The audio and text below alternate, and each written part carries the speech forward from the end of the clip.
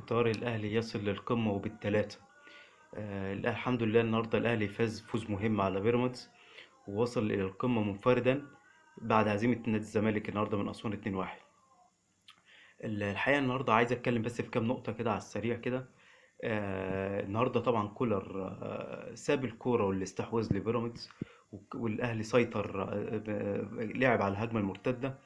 والشوط الاولاني الاهلي اول 20 دقيقه كان بيلعبهم كويس، لحد ما احرز السولية الهدف، ولكن اللعيبه تراجعت للخلف.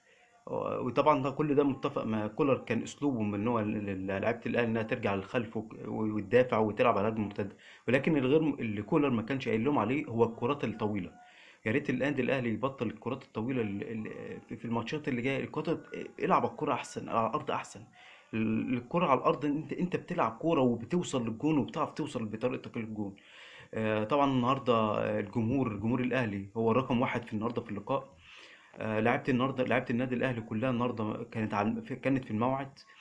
الحمد لله فوز مهم يعيد الثقة تاني للعيبة مع جمهورها.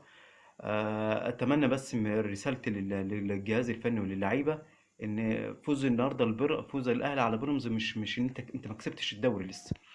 هو بس مجرد بدايه للطريق الصحيح ان شاء الله.